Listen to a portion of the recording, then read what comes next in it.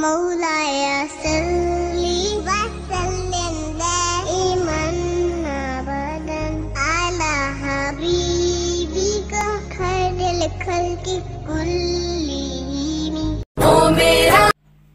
حضرت ابوبکر صدیق رضی اللہ تعالیٰ عنہ فرماتے ہیں کہ جسے قرآن کی دولت عطا کی گئی اسے سب سے بڑی دولت عطا کر دی گئی.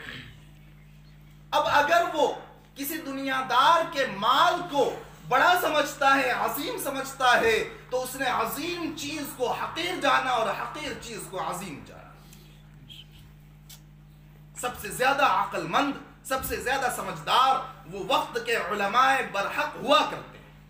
سب سے زیادہ سمجھدار علماء ربانیین، علماء عاملین، علماء مخلصین، اللہ تبارک و تعالیٰ کے حکم کو پورا کرنے والے، اللہ کی خشیت کو اپنے دلوں کے اندر رکھنے والے، اللہ کی عظمت کو اپنے دلوں میں بٹھانے والے، اللہ کے خوف سے گناہوں سے بچنے والے، اللہ کے خوف سے دنوں میں روزے رکھنے والے، اللہ کے خوف سے راتوں میں اللہ کے سامنے کھڑے ہونے والے اور سجدوں میں اللہ رب العزت کے سامنے رونے والے اور آنسوؤں سے اپنے منہ کو دھونے والے اور لرزہ اور ترسا زندگی گزارنے والے، یہ اللہ تبارک و تعالیٰ کے نزدیک سب سے زیادہ محبوب بندے ہوا کرتے ہیں.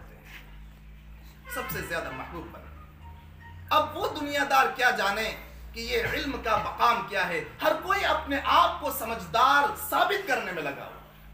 ہر کوئی وکیل اپنی فیلڈ میں رائے رکھتا ہے، ڈاکٹر اپنی فیلڈ میں مہارت رکھتا ہے، جج اپنی فیلڈ میں مہارت رکھتا ہے، کاشتکار اپنی فیلڈ میں مہارت رکھتا ہے، ہر کوئی اپنی فیلڈ میں مہارت رکھتا ہے. لیکن بڑی مصیبت یہ ہے کہ جسے دیکھو وہ شریعت کے معاملے میں زبان کھولنے لگتا ہے. کیا علماء کو اپنی فیلڈ میں مہارت حاصل نہیں ہے؟ ہر کوئی قرآن اور حدیث کے بارے میں اپنی رائے زنی کرنے لگتا ہے. یہ تو ایسا ہی ہوگا جیسا کہ کوئی بیوقوف یہ کہے، کوئی مجنون یہ کہے، کوئی پاگل یہ کہے کہ سب سے بڑا سمجھدار میں، اور اپنے آپ کو پی ایم اور سی ایم ثابت کرنے میں لگا ہوا. وہ کیا ہوا کہ ایک جگہ پر بھیڑ لگی ہوئی تھی، کئی لوگ اکٹھے تھے. اور ویسے بھی ہمارے ملک کے اندر تو بڑا عجیب سا مسئلہ ہے کہ اگر کوئی انسان تھوک کر دیکھنے لگ جائے تو وہاں پر بھی 10-20 تو اکٹھے ہو ہی جاتے ہیں. بڑا عجیب سا مسئلہ ہے. تو وہ ذرا بھیڑ لگی ہوئی تھی، وہاں ایک ایسے شخص کا جو حقیقت میں کوئی ایسا سمجھدار نہیں تھا لیکن اپنے آپ کو سمجھدار ثابت کرنے میں لگا رہتا تھا. اس کا وہاں سے گزر ہوا، اس نے دیکھا کہ کچھ لوگ اکٹھے ہیں، 150 لوگ اکٹھے ہو رہے ہیں اور سب ماشاءاللہ ایک سے ایک اپنے آپ کو سمجھدار ثابت کرنے والے. اس نے پوچھا کہ کیا بات ہے، بھیڑ کیسے لگی ہوئی؟ تو لوگوں نے بتایا کہ دراصل وہ بڑا سا پیڑ نظر آ رہا ہے، تو اس پر وہ انسان چڑھ تو گیا ہے لیکن اسے اترنا نہیں آتا. اسے چڑھنا تو یاد تھا لیکن اترنا نہیں یاد ہے. تو اب وہ سب سوچ رہے ہیں کہ اس کو اتاریں کیسے. سب سوچ رہے ہیں. اس نے کہا بس اتنی سی بات ہے. کہا کہ ہاں. کہا کہ ایک اچھی سی بڑی سی رسی لاؤ، موٹی سی. چنانچہ اچھی سی رسی، وہ دیہاتوں میں تو ویسے بڑے بڑے ناڑے ہوا کرتے ہیں، تو مضبوط سا رسہ وہ منگوایا گیا. کہا اس کو پھینکو ذرا. رسے کو پھینکا اور کہا کہ اس کو اپنی کمر سے باندھ. کہا کہ ٹھیک ہے. رسے کو پھینکا گیا، اس نے اپنی کمر سے باندھ لیا. کہا اب کیا کرنا ہے؟ کہا کہ ذرا 2-4-5 لوگ اچھے سے پکڑو اور زور سے اس کو کھینچو. زور سے کھینچو. چنانچہ زور سے کھینچا. وہ جیسے ہی نیچے آیا، انا للہ و انا الیہ راجعون. شاید اگر وہ خود سے کودتا تو سلامت رہتا یا تھوڑا بہت ہاتھ پاؤں فریکچر ہو گئے ہوتے، لیکن جب اس کو زور سے اوپر سے کھینچا گیا تو وہ تو انسان کا جو ہوش حواس ہوتا ہے وہ ختم ہو جاتا ہے، انسان کا اختیار برقرار نہیں رہ پاتا ہے. تو جیسے ہی نیچے آیا ویسا کہ ویسے ہی وہ انا للہ و انا الیہ راجعون ہو گیا. تو لوگوں نے کہا یہ کیا، یہ تو مر گیا، اس میں میرا کیا قصور ہے؟ اس طرح سے ہم نے کئی لوگوں کو کنویں میں سے نکالا. کئی لوگوں کو کنویں میں سے نکالا. یعنی کنواں نیچے گہرائی میں ہوتا ہے اور درخت اوپر ہوتا ہے، اب نیچے سے نکالی جانے والی تدبیر کو اوپر اختیار کیا جائے گا تو پھر نتیجہ کیا ہوگا؟ یہی ہوگا جیسا کہ سامنے نظر آیا۔ تو کئی ایسے لوگ ہیں جو اپنے آپ کو سمجھدار ثابت کرنے میں لگے ہوئے ہیں، حالانکہ انہیں اس فیلڈ کی مہارت نہیں ہوا۔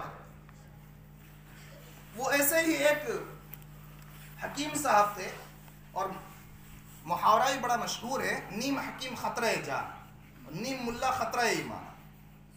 نیم ملا خطرہ ایمان یعنی آدھے ادھورے انسان سے مسئلہ نہ معلوم کرے، ورنہ ایمان تک کے بھی لالے پڑ سکتے ہیں، اور آدھا ادھورا حکیم ہو، ڈاکٹر ہو، تو اس سے بھی علاج نہ کروائے ورنہ پھر جان کے لالے پڑ سکتے ہیں۔ تو وہ گئے، حکیم صاحب تھے، وہ گئے علاج کے لیے ایک جگہ پر، ان کے شاگرد بھی ان کے ساتھ میں تھے، پہنچے علاج کے لیے، تو وہاں جا کر حکیم صاحب نے نبض دیکھی، اور نبض دیکھنے کے بعد کہا کہ آپ کو سردی زکام ہو رہا ہے، آپ نے سنترے کھائے ہیں؟ کہا جی حکیم صاحب، ٹھیک ہے میں یہ نسخہ لکھ رہا ہوں، یہ لے لیجئے تو آپ کو آرام ہو جائے گا۔ ٹھیک ہے، نسخہ لکھ دیا، لیا۔ جب وہاں سے واپس ہوئے تو ان کے جو شاگرد ساتھ میں تھے انہوں نے کہا حکیم صاحب آپ تو بہت ماہر ہیں، آپ کو کیسے پتا چلا کہ اس نے سنترے کھائے؟ حکیم صاحب کہنے لگے ارے بیوقوف، تم نے دیکھا نہیں کھٹیا کے نیچے سنترے کے چھلکے پڑے ہوئے تھے، کھٹیا کے نیچے سنترے کے چھلکے پڑے ہوئے تھے، اس کو سردی ہو رہی تھی، نیچے سنترے کے چھلکے پڑے ہوئے تھے، اتنی بات سمجھ لینے کا۔ اب وہ ایک موقع پر یہ ہوا کہ حکیم صاحب کو بلایا گیا علاج کے لیے، لیکن حکیم صاحب نہیں تھے، ان کے شاگرد تھے۔ تو شاگرد صاحب تشریف لے گئے علاج کے لیے، نبض کو پکڑ کر دیکھا اور نیچے چمڑے کے ٹکڑے پڑے ہوئے۔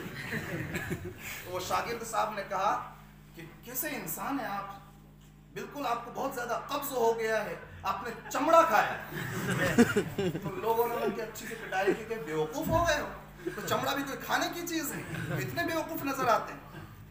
تو ہر کوئی انسان اپنے آپ کو سمجھدار ثابت کرنے میں لگا ہوا، حالانکہ وہ سمجھدار ہوتا نہیں، اس فیلڈ کی مہارت، اس فیلڈ کا تجربہ اس کے اندر ہوا نہیں کرتا۔ میرے بھائیوں، ہم فضائل کا علم، مسائل کا علم، شریعت نوجوانی کو، اپنی مراہقت کو، اپنے عنفوان شباب کو وہ قرآن اور حدیث کے لیے نچھاور کیا ہوتا ہے۔ یہی تو وہ علماء ہیں جنہوں نے جنگ آزادی میں 50,000 سے زیادہ کی شہادتیں دی۔ یہی تو وہ علماء ہیں جنہوں نے اس وقت ملک کو آزاد کرانے میں اپنا یوگدان دیا، اپنا بلیدان دیا، اپنی شہادتیں پیش کی۔ یہی تو وہ علماء ہیں جنہوں نے ہر موقع پر امت کی رہنمائی فرمائی۔ یہی تو وہ علماء ہیں جنہوں نے تپتی ہوئی ریت پر ننگے پیر چل کر دکھایا ہے۔ یہی تو وہ علماء ہیں جنہوں نے اپنے آپ کو جیلوں کے حوالے، جیلروں کے حوالے اور انگریزوں کے حوالے کیا ہے۔ یہی تو وہ علماء ہیں جنہوں نے یہ کہا ہے کہ اگر ہم کو یہاں زندگی بھر جیلوں میں سڑنا پڑے تو سڑ جائیں گے، لیکن اپنے دشمن کے سامنے، اسلام کے دشمن کے سامنے ہم سر جھکا نہیں سکتے۔ سر کٹانے کو تیار ہے لیکن سر جھکانے کو تیار ہے۔ یہ علماء ہی ہیں جس زمانے میں علماء کی قیادت کو، سیادت کو مانا گیا، تسلیم کیا گیا، سمجھا گیا، تو پھر امت نے صحیح رہبری پائی ہے، صحیح رہنمائی حاصل کی ہے، گمراہی سے، ضلالت سے، جہالت سے نکل کر پھر بام عروج پر پہنچے۔ اور جہاں رہبر تبدیل ہو گئے، جہاں رہنما تبدیل ہو گئے، جہاں علم کی روشنی کے بجائے دوسری چیزوں کو اپنا رہبر مان لیا گیا، جہاں گمراہی کے اسباب کو ہدایت کے اسباب مان لیا گیا، جہاں قرآن سے اور قرآن والوں سے، جہاں علم سے اور علم والوں سے رشتہ توڑ لیا گیا، ہر کوئی پینٹ شرٹ پہن کر جب شریعت کے مسائل بتانے لگ گیا، جب ہر کوئی پینٹ شرٹ پہن کر اور آدھی ادھوری داڑھی میں شریعت کو سمجھانے لگ گیا، تو لوگوں کو دھوکہ ہو گیا کہ شاید اسلام اسی کا نام ہے۔